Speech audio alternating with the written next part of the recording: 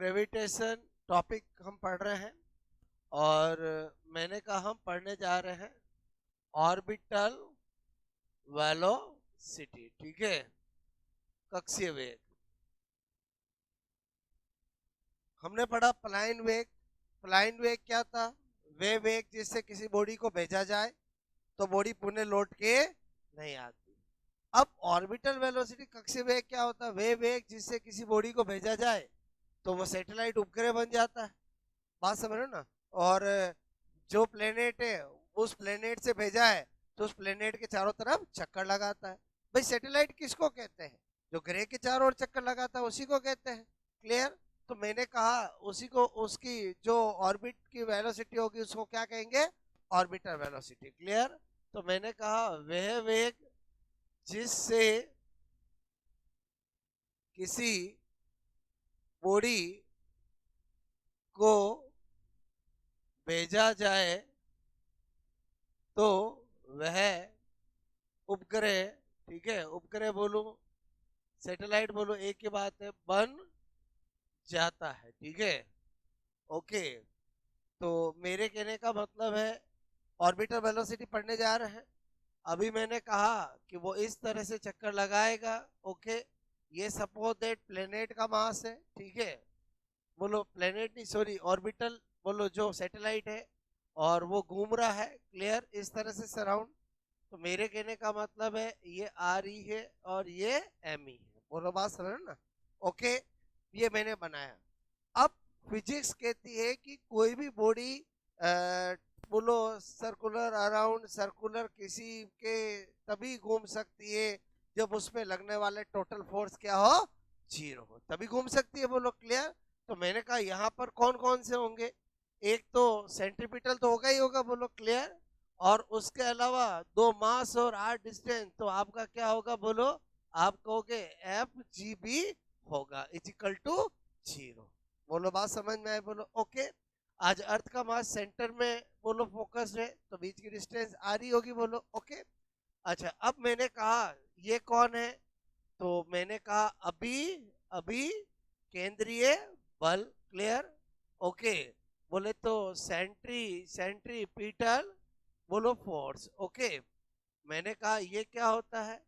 बोलो m v square upon r. Clear? तो v orbital कर दिया, आर ई कर दिया। ठीक है, चलेगा? बोलो बात समझ में है? मैंने कहा एफ जी कौन है? ओके, मतलब मैं ऑर्बिटल वेलोसिटी का फॉर्मूला सब लाना चाहता हूँ, बाकी तो मैं डायरेक्ट भी लिख सकता था। क्लियर? ओके, मैंने कहा एफ जी, मैंने कहा क्या करूंगा? Minus G M M upon R E का स्क्वायर। No problem. बोलो यहाँ तक बात समझ में आई? बोलो ओके। अच्छा, जो जैसा मैंने यहाँ पर आपसे कहा कि भाई वही कर देता हूँ। ओके, दोनों फोर्स मुझे मिल चुके हैं। ये लिखा एम वी ओ का स्क्वायर आर ई प्लस यहाँ पर minus G M M upon R E का square is equal to zero. Plus minus minus इधर आएगा तो प्लस। तो क्या करूं? M V O upon are E और G M E M upon R E का स्क्वायर। छोटा एम से छोटा एम कट हो गया, एक आर से आर कट हो गया। तो हमने क्या देखा? v इजिकल टू क्या आ गया?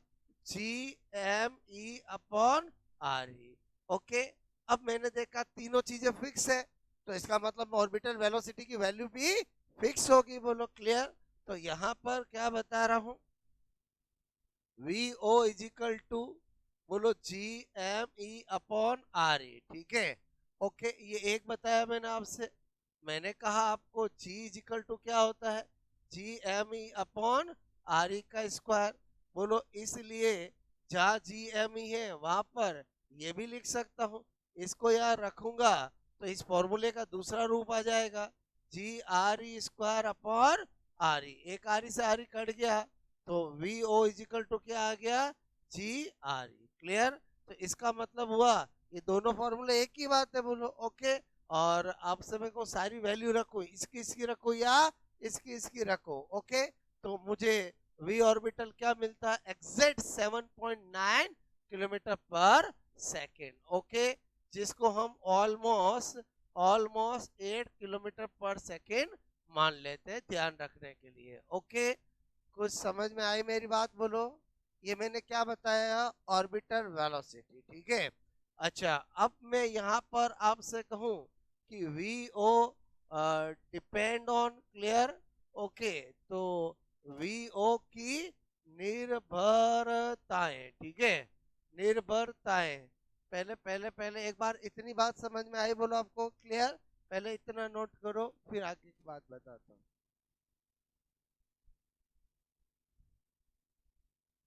ये इसकी वैल्यू ये सब फिक्स है, बट मैंने आपको फिजिक्स का ओरिजिनल कॉन्सेप्ट लगाया कि भाई मैं कैसे लेके आया। बोलो, बात समझ ना? ओके।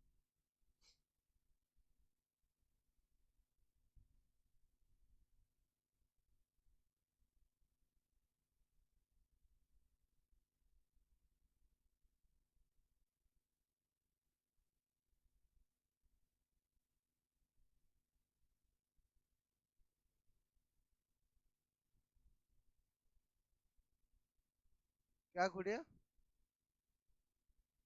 Total force zero? मैंने अभी क्या बोला, वापस सुनो। मैंने कहा कोई भी बॉडी तभी कंटिन्यूअसली सर्कुलर मोशन कर सकती है, फिजिक्स कहता है, जब उस पे लगने वाले टोटल फोर्स जीरो हो। बोलो, बात तभी वो कर सकती है। तो मैंने कहा यहाँ जहाँ जो टोटल जो फोर्स थे वो इजिकल प्लस करके इजिकल टू जीरो कर दिया। मैं यहाँ नहीं, पूरी फिजिक्स में जब भी सर्कुलर की बात आती है तो ऐसा ही करता हूँ मैं। बोलो, बात समझ ना? ओके। अब सर्कुलर कोई करता है तो एक तो फिक्स है, सेंट्रीपिटल तो होगा ही होगा। बोलो, और फिर वहां फील्ड का फोर्स होगा, या ग्रेविटेशन फील्ड है तो ग्रेविटेशन फील्ड फोर्स होगा। बोलो, क्लियर? इस तरह से।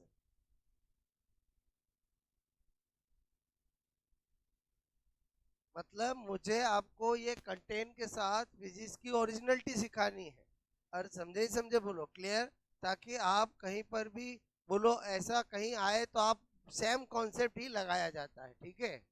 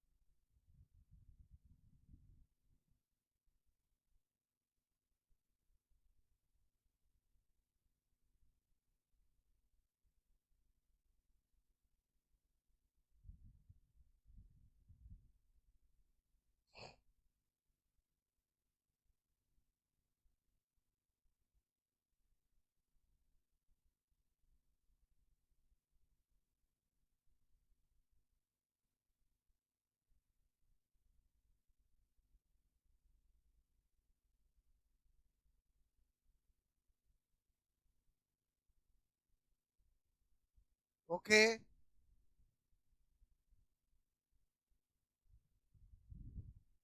ठीक है।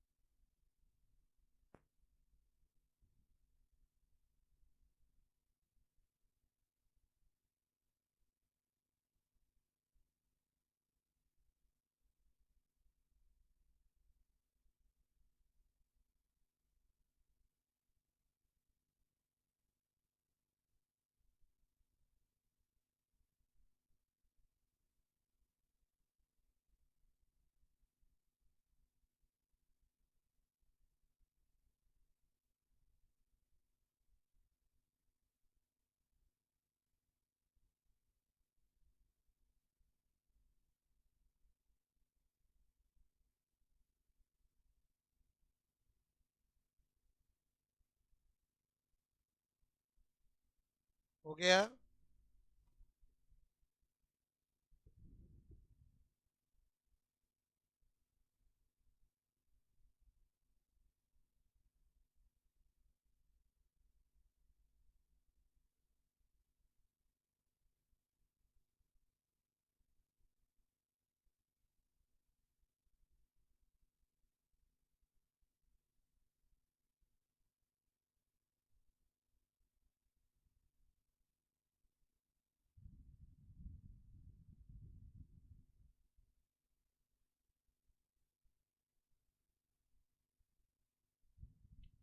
ओके, अब हमें क्या क्या बातें इसमें पता होनी चाहिए वो मैं स्पेशल नोट में बता रहा हूँ, ठीक है।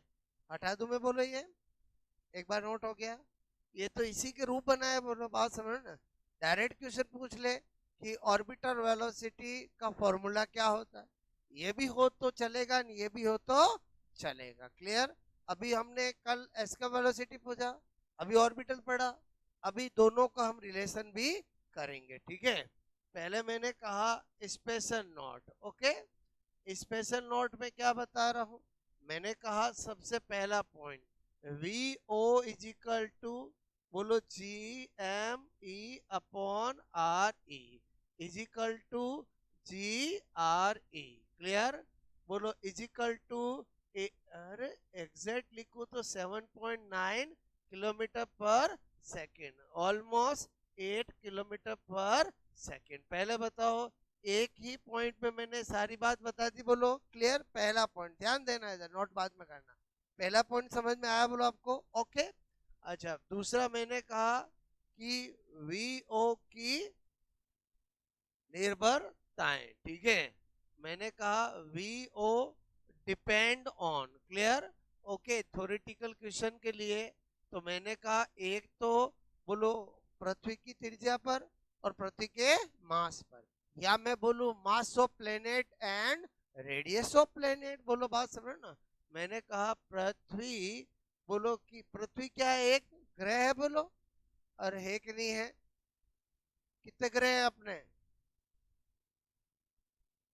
पहले 9 थे, प्लूटो को अमान्य कर दिया, 8 का नाम वाम सब जानते हो नहीं जानते हो, अभी सब बताता हूं मैं, क्लियर।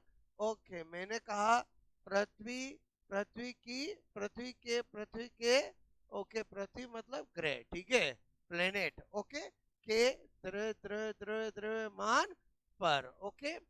और मैंने कहा पृथ्वी, ठीक है, यानी ब्रैकेट में क्या लिख रहा हूं, ग्रह की त्रिज्या पर, ओके। अच्छा, ये क्या लिखा मैंने, बोलो रेडियस ऑफ अर्थ, और मैंने कहा मास, ठीक है, ऑफ अर्थ। अच्छा, हम क्यों याद रखें, देख के पता चल रहा है, बोलो बात समझ ना। ओके, उसके बाद क्या लिख रहा हूं, मैंने कहा वी ओ की अनिर्भरताएं, बोलो दो अलग चीज है। V o not depend on, not depend on, clear. एक तो मैंने कहा किस पे, बोलो मास ऑफ सैटेलाइट, बोलो आपसे मैं कह रहा हूं, और एक रेडियस ऑफ सैटेलाइट, ठीक है। तो मैंने कहा उपग्रह, उपग्रह के की त्रिज्या, ठीक है, पर, और मैंने कहा उपग्रह उपग्रह उपग्रह के द्रव्यमान पर। यहां तक कोई दिक्कत नहीं, बोलो क्लियर। एक बार आप ये तीन बातें नोट करो।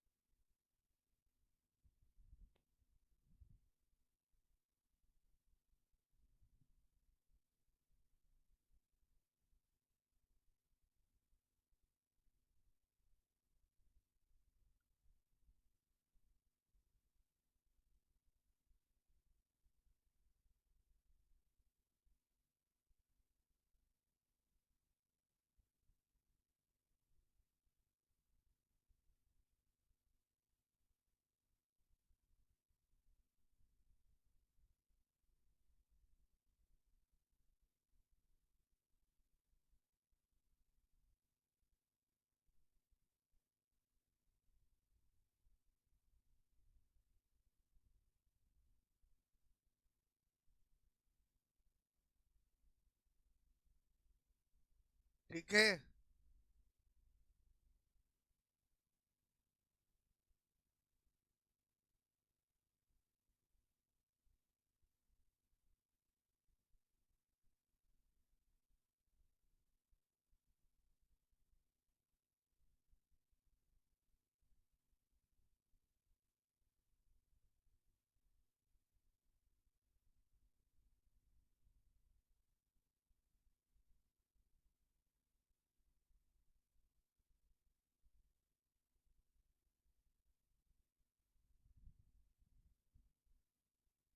हो गया बोलो नोट? ओके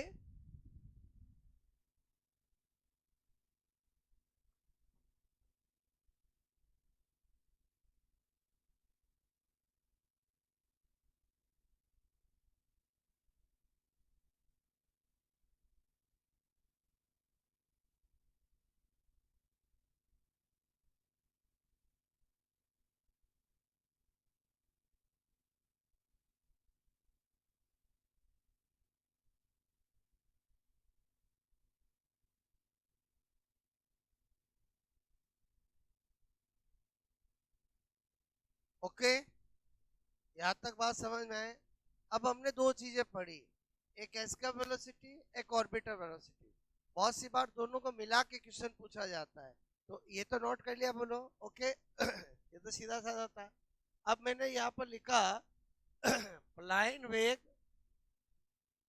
बोलो तथा ओके कक्षीय वेग में संबंध। ओके, क्या हेडिंग डाली? रिलेशन बिटवीन बोलो relation between escape velocity okay and orbiter velocity v and v o. Okay, दोनों इंडिविजुअली बताए मैंने, इधर ध्यान से समझना, 5-6 क्वेश्चन यहाँ से बनते और पूछे गए। सबसे पहले, अब तो अप्लाइड की चीज है, दोनों इंडिविजुअली बता चुका हूँ, 10-15 मिनट इधर ध्यान दो।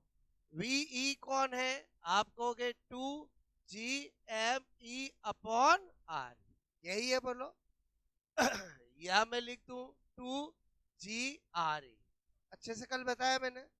VO कौन है बोलो? मैंने कहा यार ये GME अपॉन आर या GRE, बात समझ में आए? अब मैं देखना चाहता हूँ रिलेशन, तो मैंने कहा ऐसा करा, ये क्या है बोलो? 2GME अपॉन RE, ये क्या है बोलो? GME अपॉन RE, खाली बचेगा क्या? √2, अरे बोलो √2 ही बचेगा ना। तो अपन ने क्या देखा कि VE इज डायरेक्ट बोलो इजिकल टू √2 इंटू VO, यानी मुझे कोई एक चीज दे तो दूसरा निकाल सकते हैं, आया ना? यहाँ से क्या पता चल रहा है कि जो एस्केप वेलोसिटी है वो ऑर्बिटर वेलोसिटी से √2 टाइम्स ज्यादा गुना बोलो ज्यादा होती है। इसी को अगर मैं ऐसे लिख दूं V इजिकल टू 1.41 VO तो भी चलेगा बोलो? √2 की वैल्यू क्या होती है? 1.41 के 1.41, बात समझना। √2 और √3 की वैल्यू हमेशा पता होनी चाहिए आपको, कभी भी जरूरत पड़ सकती है। 1.41 √3 की 1.7 1.73, 5-10 बार तो मैं बताता रहता हूँ, क्लियर? अच्छा, कौन बताएगा √1 की वैल्यू? 0 कौन बोला? और √1 की वैल्यू 1, अच्छा, √4 की वैल्यू 2, वेरी गुड। अरे समझे नहीं समझे बोलो? क्लियर? तो इसका मतलब हुआ ये दो आपको पता होने चाहिए, ठीक है? चलो वापस आ जाओ इधर, और छोटी छोटी चीजें कहीं भी काम आ जाती है, बात समझ ना? ओके, ये मैंने बताया, समझ में आया बोलो? अब यहाँ से एक तो यही क्वेश्चन आ जाता है कि VO से कितना गुना ज्यादा होती? 2 गुना, √2 गुना, ऐसे, क्लियर? आपको पूछा जाए VE और VO का रेशियो क्या होता है? √2 1/√2, ऐसे। V और V का रेशियो क्या होता है? 1/√2, ये तो कर सकते हो बोलो? ओके, अच्छा, और क्या बातें बता रहा हूँ यहाँ पर? मैंने कहा बोलो आपसे मैं कहूँ VE तथा VO का अंतर, ठीक है? देखो अभी मैं जो कर रहा था वो रिलेशन कर रहा था, अब अंतर की बात कर रहा हूँ। मैंने कहा यहाँ पर VE, ओके, बोलो अभी आपको मैंने बताया 2GME अपॉन RE। देखो मैं बार बार लिख क्यों रहा हूँ? ताकि आपके दिल दिमाग में छप जाए, बोलो बात समझो ना? अब मैंने बोला अंतर, एग्जामिनर बोले आपको अंतर क्या होगा, तो हाँ कोई दिक्कत नहीं, हम अंतर कर लेंगे बोलो? क्लियर? यहाँ पर लिखा मैंने बोलो 2GME अपॉन RE, ये सारे एग्जाम में क्वेश्चन पूछे जाते हैं जो मैं आपको बता रहा हूँ, जो कल पढ़ाया जो आज पढ़ाया उनको मिक्स कर रहा हूँ, क्लियर? ओके, मैंने कहा यहाँ पर GME upon RE, clear? Okay, इसमें से इसको घटाओगे तो अपन ने देखा यार कि बोलो √GME/R, ये तो कॉमन आ गया, बोलो बचा क्या, √2 - 1। ओके, पहले बताओ अगर ये क्वेश्चन आता है, ठीक है, तो यहाँ पर क्या देगा, 1 - √2। अरे बोलो ऑप्शन तो बनाएगा ना, बात समझ में आए, √2 GME/ बोलो √2 - 1, ऐसे क्लियर, उल्टे सीधे। पहले बताओ इसको करने में 10 सेकंड से ज्यादा टाइम लगेगा क्या, बोलो। अच्छा, इतना भी कहाँ करने की जरूरत है, अगर आप ये दोनों आपको पता है, इनका अंतर करना तो वैसे ही पता चल रहा है, जो कॉमन है वो बाहर आ जाएगा और जो डिफरेंस है वो हो जाएगा, बोलो क्लियर। अच्छा, सेम क्वेश्चन ऐसा भी आ जाता है कि बोलो VE तथा VO का अंतर होता है, ठीक है। एक तो मैंने आपको करके बताया, एक ऐसे आ जाता है 2.1 kilometre per second, clear. Okay, मैंने कहा 3.3 kilometre per second, okay, 4.3 kilometre per second, ठीक है, और मैंने कहा आपको 1.1 किलोमीटर पर सेकेंड। देखो, अगर इस फॉर्म में ऑप्शन है तो हमारा करने का तरीका ये रहेगा, क्या रहेगा, VE - VO। अच्छा, मुझे तो दोनों की वैल्यू पता है, इसकी वैल्यू कितनी है, 11.2 किलोमीटर पर सेकेंड, इसकी कितनी है, 7.9। वास्तविकता में तो 7.9 ही है ना, बोलो वहां से मैंने 8 के साथ 7.9 एग्जैक्ट क्यों बताया, समझ में आया, बोलो, ताकि आपको सही पता चले अंतर कितना होगा, बोलो 3.3 किलोमीटर पर सेकेंड। आपको मेरी बात समझ में आए, बोलो ओके, कुछ समझ में आई मेरी बात, बताओ। इसको भी करने में 10 सेकेंड ही लगेंगे, बोलो। ये और ये क्वेश्चन सेम है, बट ऑप्शन के अकॉर्डिंग हम करेंगे। अगर चार ऑप्शन वैल्यू में दे रखे हैं तो वैल्यू से निकालेंगे, अगर चार ऑप्शन इस फॉर्म में दे रखे तो इस फॉर्म में निकालेंगे। ये भी समझ में आया, बोलो आपको, ओके। चलो नोट करो ये।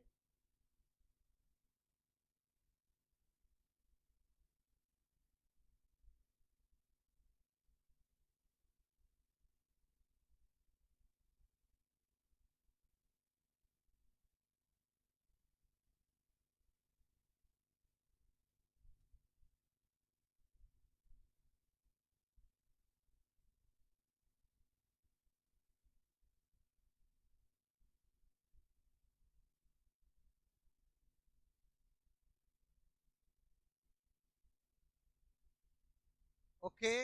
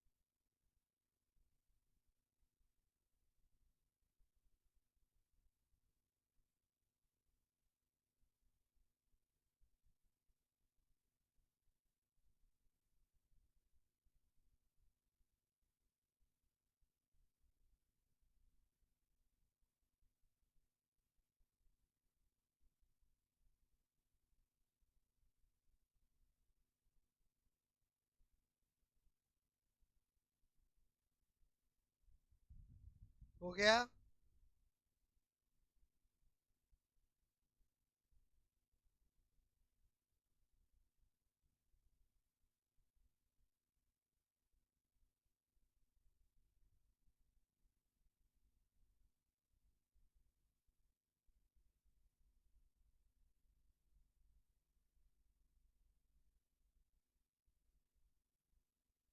ओके,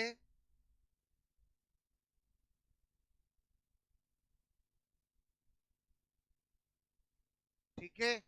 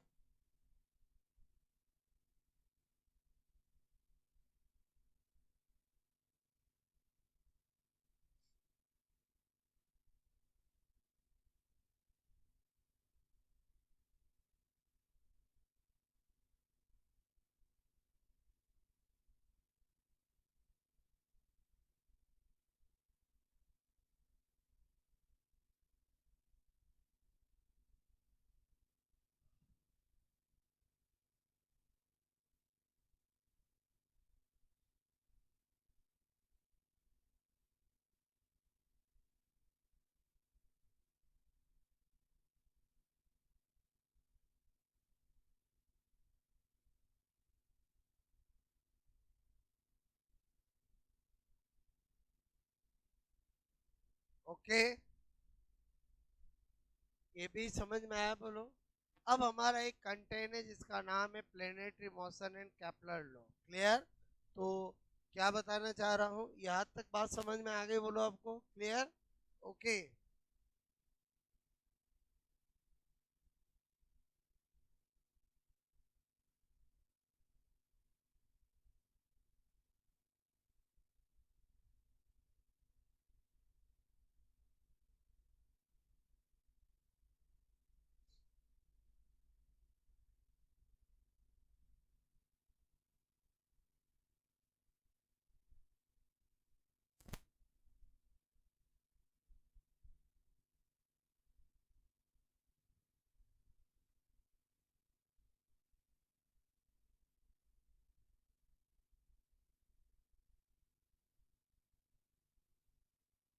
हटा दूं? ठीक है।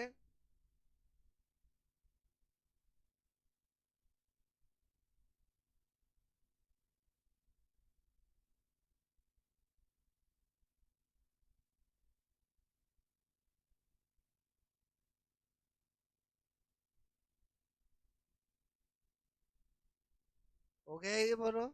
ठीक है। ये और ये क्वेश्चन सेम है, बस इसमें वैल्यू पूछी है तो हमने दोनों की वैल्यू जानते हैं, और उसमें फॉर्मूले के फॉर्म में डिफरेंस पूछा है तो फॉर्मूले की फॉर्म में बना दिया। ओके।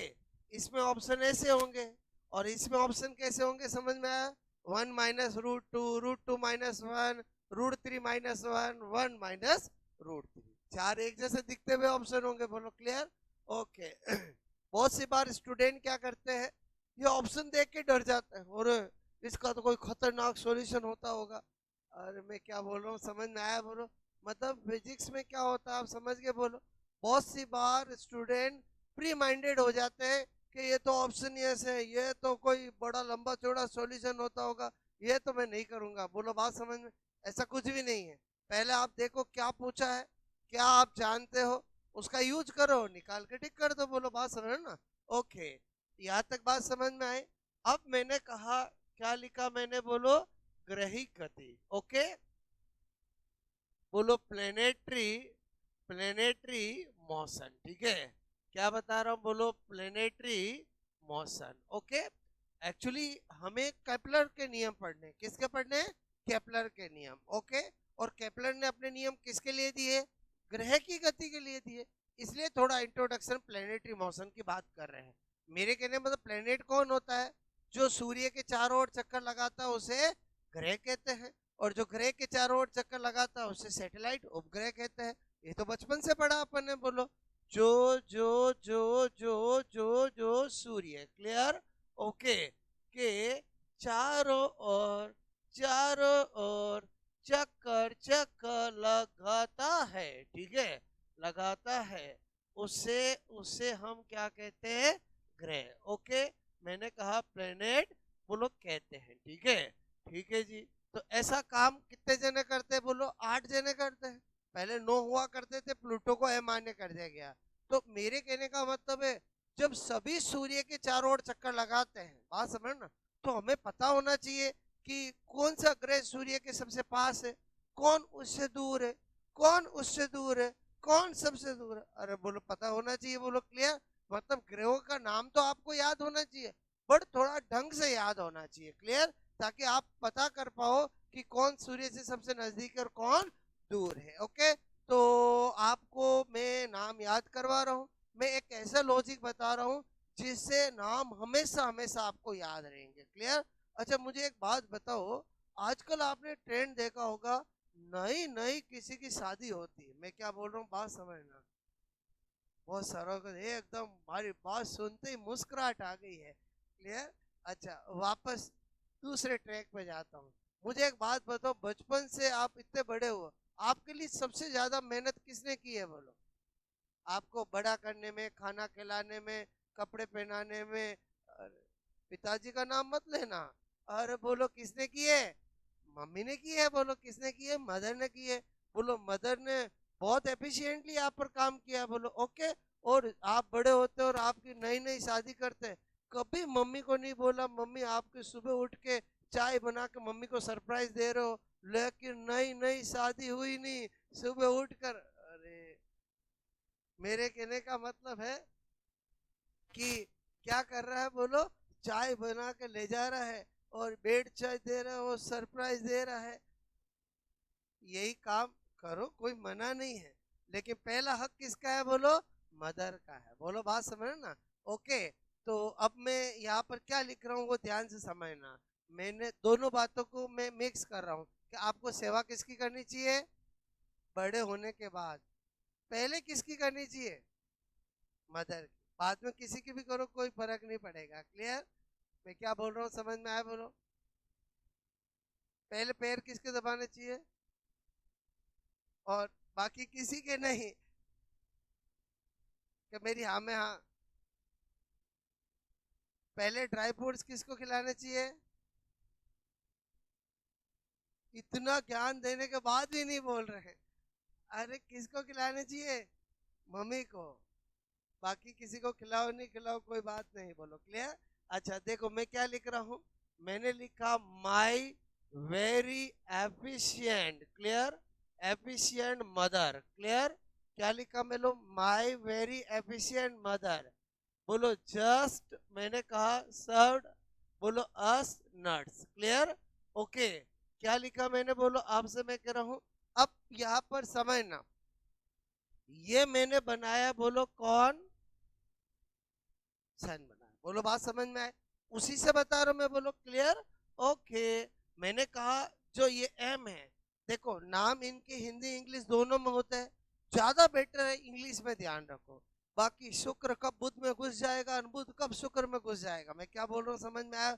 या तो इंग्लिश में ध्यान रखो, इंग्लिश में कभी गलत नहीं होगा, बोलो दोनों में नहीं गड़बड़ हो जाता है। क्लियर, एम मतलब क्या, और एम मतलब क्या, मरकरी। ओके, मैं तो लिख दूंगा आपको, बात समझ ना, बुध। ओके, वी मतलब क्या, वीनस मतलब शुक्र। ओके, बोलो ई मतलब क्या, अर्थ, अर्थ मतलब क्या, पृथ्वी। ओके, एम मतलब क्या, मार्स, मार्स मतलब, बोलो मैंने कहा मंगल। क्लियर, मार्स मतलब क्या, मंगल। बोलो क्या लिखा, जुपिटर, बृहस्पति। ओके, क्या लिखा मैंने बोलो, बृहस्पति। ठीक है, सबसे बड़ा यही होता है, नाम भी बड़ा है, बोलो बात समझ ना। अच्छा ये कौन है बोलो, मैंने कहा सर्टन मतलब शनि। ये क्या है बोलो, यूरेनस। क्लियर, और ये क्या है, नेपच्यून। पहले बताओ नाम सुने नहीं सुने, बोलो क्लियर। ओके, अरुण और वरुण, नाम सुने नहीं सुने, बोलो क्लियर। अपने अरुण वरुण के चक्कर में नहीं घुसना है, कब अरुण वरुण हो जाता है कुछ फर्क नहीं चलता है। Clear, okay. और बहुत सारे स्टूडेंट इसीलिए कंफ्यूज होते हैं, और यार अरुण कौन था, वरुण, और तेरे क्या करना अरुण वरुण से, तुझे ये पता है कि नेपच्यून और यूरेनस, तो राइट तो हो ही जाएगा ना। मैं क्या बोल रहा हूँ, शुक्र और बुध, और ये ध्यान रखो इंग्लिश का। क्लियर, अच्छा ये मैंने क्या किया समझ में आया, सारे नाम तो लिखे, लेकिन ये मैंने, बोलो यहां से डिस्टेंस क्या हो जाती है बोलो, इंक्रीज। इसका मतलब सूर्य के सबसे नजदीक ग्रह कौन सा है, बोलो मरकरी। सबसे दूर कौन सा है, नेपच्यून। ये सब ध्यान रख लेते हैं, बोलो आपसे कभी एग्जाम में पूछा जाए। हालांकि सेकंड ग्रेड में तो यहाँ से क्वेश्चन आते नहीं है, क्योंकि हमारे, बोलो आपसे मैं कह रहा हूँ सौर मंडल या वो टॉपिक है नहीं, लेकिन जब आप थर्ड ग्रेड का एग्जाम देते हो, वहां तो पूरी यूनिट है बोलो, जिसके अंदर हम सारी स्टडी करते हैं। तो वहां तो मैं एक एक ग्रह के बारे में सब बताता हूँ, इनके नाम क्या है, छोटा कौन सा, चमकीला कौन सा, भाई कौन, बहन कौन, और बोलो बात समझ में, सब स्टडी करते हैं। क्लियर, बट मेरे कहने का मतलब है कम से कम इतना तो आइडिया होना चाहिए कि बोलो ग्रह के नाम क्या और सूर्य से उनकी दूरी कौन है। बोलो बात समझ में आए, बोलो ओके। तो नाम ध्यान रहेंगे, बोलो आपसे मैं कह रहा हूं, इनके लिए किसने नियम दिए, केपलर ने दिए। हम इस चैप्टर में केपलर्स लॉ पढ़ने वाले, 3 लॉ दिए थे केपलर ने, और वहां से हमारे एग्जाम में क्वेश्चन आते हैं। क्लियर, पहले एक बार ये थोड़ा आइडिया दिया, समझ में आया, बोलो क्या ध्यान रहेगा, बोलो क्या लिखा मैंने, बोलो my very efficient mother just serve us nuts. ये जो मैंने ट्रिक बनाई है वो इतनी काम की है कि इससे बहुत सारी चीजें निकाली जाती है। आपको पूछा जाए एस्टेरॉइड किन 2 ग्रह के बीच होता है, तो एक कहानी यहाँ खत्म हुई, यहाँ से चालू हुई, एक येलो एक व्हाइट, बोलो यहाँ पर इन दोनों के बीच में कौन होते हैं, बोलो एस्टेरॉइड, क्लियर, जिन्हें हम क्षुद्र ग्रह क्या कहते हैं, बोलो क्षुद्र ग्रह कहते हैं। बोलो बात समझ ना, क्षुद्र ग्रह के नाम सुने, प्लास, जुनो, जानू नहीं, जुनो, सुना है नहीं सुना नाम, नहीं सुना, कोई बात नहीं। जो इन दोनों के बीच में छोटे छोटे पार्टिकल जो कि सूर्य के चारों ओर चक्कर लगाते हैं, उन्हें हम क्षुद्र ग्रह या एस्टेरॉइड कहते हैं। बोलो बात समझ में आए, बोलो ओके। चलो कोई, एस्टेरॉइड तो नाम सुना, एस्टेरॉइड सुना नहीं सुना, एग्जाम में क्वेश्चन आए, एस्टेरॉइड किन दो ग्रह के बीच में होते हैं, मार्स और जुपिटर। बोलो बात समझ में आए, ओके। सबसे बड़ा ग्रह कौन सा है, जुपिटर। सबसे छोटा कौन सा है, सबसे छोटा तो शुक्र है ना, और वीनस सबसे छोटा, सबसे चमकीला यही है। सबसे दूर कौन है, नेपच्यून। ये कभी ना कभी तो पढ़े होगे ना, ओके नोट करो। बट मुझे यहाँ पर, ये तो मैंने ऐसे बेसिक बताया, मुझे सिखाना केपलर्स लॉ, ठीक है।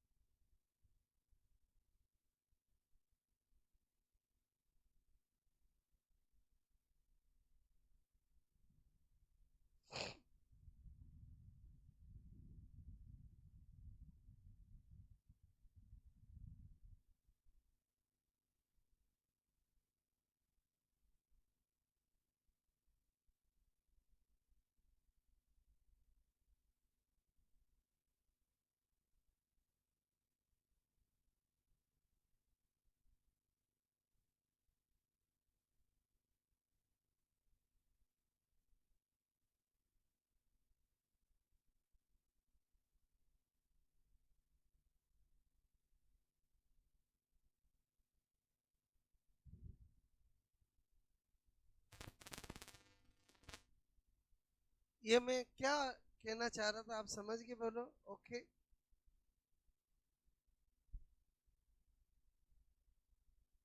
कोई आपसे पूछे आपको ग्रह के नाम याद है क्या, आप कहोगे नहीं। हाँ आप पूछो तो मैं बता दूंगा, क्योंकि अपने पास क्या है, बैकअप है। बोलो बात समझ ना, ओके। ये जो मैंने बताया समझ में आया, बोलो। हमें क्या पढ़ना है प्लेनेटरी मोशन में, केपलर्स लॉ। केपलर ने कितने नियम दिए, बोलो 3 नियम दिए। First law of Kepler, second law of Kepler, third law of Kepler. First law के अंदर जनरल बात बताई, और उस बात का यूज सेकंड लॉ और थर्ड लॉ में दिया।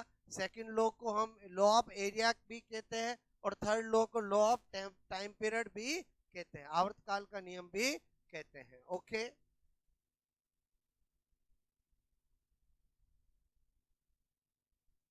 बात समझ में आई, बोलो आपको।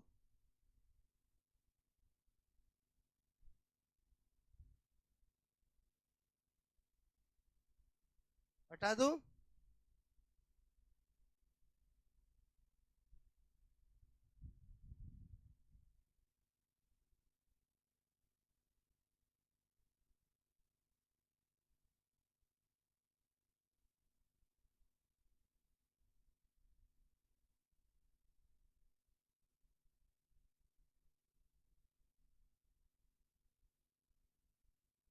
ओके। ये मैंने बताया, ठीक है। अब मैंने कहा क्या स्टडी करना है, बोलो केपलर्स लॉ, ओके। केपलर के नियम, ठीक है। बोलो इस चैप्टर में यही कंटेंट हमें लास्ट पढ़ना रहा है। बोलो क्या है, बोलो फर्स्ट लॉ ऑफ, मैंने कहा कैपलर्स, क्लियर, बोलो कैपलर, कैपलर का प्रथम नियम, ठीक है। इसी तरह से मैंने कहा, बोलो सेकंड लॉ ऑफ कैपलर, या इसी को कहते हैं, बोलो ये कैपलर, कैपलर का बोलो द्वितीय नियम, या इसी को कहा जाता है लॉ ऑफ एरिया, क्षेत्रफल का नियम, ओके। लॉ ऑफ एरिया मतलब क्षेत्रफल, क्षेत्रफल का नियम। इसी तरह से मैंने कहा, बोलो third law of कैपलर, clear, third law of कैपलर, बोलो एक तो केपलर का बोलो तृतीय नियम, ठीक है, तृतीय नियम, ओके। और या फिर इसी को कहते हैं, बोलो law of time period, law of time period, okay. आवर्त काल का नियम, आवर्त काल का नियम, ठीक है। और बेसिकली तो यही सबसे ज्यादा इंपॉर्टेंट है न्यूमेरिकल एस्पेक्ट से, क्लियर, क्योंकि ये दो तो थ्योरेटिकल बात करते हैं, बात समझ लो ना। तो अगली क्लास में ये तीनों लोग मैं आपको बहुत अच्छे से क्या पूछा जाता है एवरीथिंग सिखा दूंगा, क्लियर। आपका काम है, जो आपको प्रैक्टिस शीट मिली है, केपलर लॉ को छोड़कर बाकी सारे क्वेश्चन आप कर सकते हो। बोलो बात समझ में आया, बोलो ओके। और केपलर लॉ का तो क्वेश्चन देखते ही पता चल जाता है आपको, मेरी बात समझ। अगली क्लास हमारी जो रहेगी उसमें इन तीनों लॉ को मैं बहुत अच्छे से समझाऊंगा कि ये क्या कहना चाहते हैं, फर्स्ट लॉ क्या है, सेकंड लॉ क्या है, और थर्ड लॉ क्या है, क्यों इसे टाइम पीरियड का लॉ कहा गया, क्यों इस एरिया का कहा गया, क्या रिलेशन है, एवरीथिंग हम बात करेंगे, क्लियर। यहाँ तक कहानी समझ में आई, बोलो आपको ओके।